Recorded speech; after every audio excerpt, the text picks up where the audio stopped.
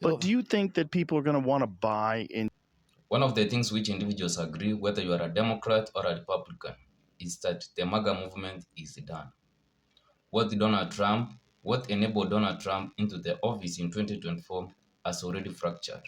And this was due to the promises which Donald Trump made in 2024, and immediately in 2026, 2025, he has gone ahead and destroyed those promises. Now, Tim Dillon and Joe Rogan had a conversation where they were discussing who is likely going to be a president in 2028. Is it going to happen from the Republican side or from the Democrat side? Most individuals I know, they know the answer, but one of the things which I want you to understand is, are you right or you are wrong? Let's observe their discussion. But do you think that people are going to want to buy into another Republican Party? No, it'll be a Democrat. I think it'll be a Democrat. Who do you think wins? I don't know. I think it's somebody that we don't know who it is yet. I think it's somebody that we don't know who it is. I don't think it's Newsom. I don't think it's AOC. I think it's somebody that comes from a red state, who's a Democrat governor, a purple state. We don't know who they are yet. They pop up. They're boring. I think we need boring. I think a boring person's going to come in and just be like, "Hey, I'm the president." Reasonable. The show's over. Michelle Obama's a woman, and then you'll hear some of the country go, "Oh." Because Trump's a drug, and you've got to detox from that. And this whole last decade has been a drug. It's clear that individuals are done with the Republican Party in general, more especially great individuals. Can I say great individuals or famous individuals who endorsed Donald Trump? They have already left the train. Whether it is Tucker Carlson, we have Meghan Kelly, Candace Owen, Sean Lyon, all of those individuals have left the MAGA movement. So the MAGA movement, what is left is just a shell, including Donald Trump, J.D. Vance, Mark Lafine, Ben Shapiro, all of those individuals who are pro-war. Those are the individuals who are left for the Republican Party. So the Republican Party is currently struggling because you can see from individuals like J.D. Vance, he is trying hard to portray himself as an individual who is going to take America forward. But I being one of those individuals, I am not buying the narrative of J.D. Vance. He is one of those individuals who was silent about the war, and probably he allowed Donald Trump to go ahead and start this war.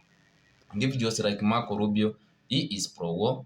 He has already showed that he can go ahead and do what Israel wants or any foreign country wants. And this is exactly going also to happen if he is elected, for instance, as a president in 2028, then he will go ahead and do the bidding of the billionaires who are funding him. So for the Republican Party at the moment, it has no life. It is just on its sick bed. And Donald Trump is one of those individuals who doesn't care because he is in his second term and there's nothing which he is going to lose. Even I believe he doesn't care about his legacy. So for the Republican Party, it's already done. Individuals are done with the whole idea of the Republican Party as a whole. Now the ball remains in the side of the Democrat Party. Democratic Party is also in shambles. It has not made its house in order. But one of the things which you can realize is that the Democratic Party, the likes of Soran Mamdani, who individuals opposed more especially the establishment in the Democratic Party, he is shown that he is capable of amassing individuals to go ahead and vote for those individuals who is interested in. So if the Democratic Party are going to take advantage of what is currently happening in the Republican Party, and they bring an individual who has revolutionary ideas, then the Democratic Party has a chance of ensuring they have a president in 2028.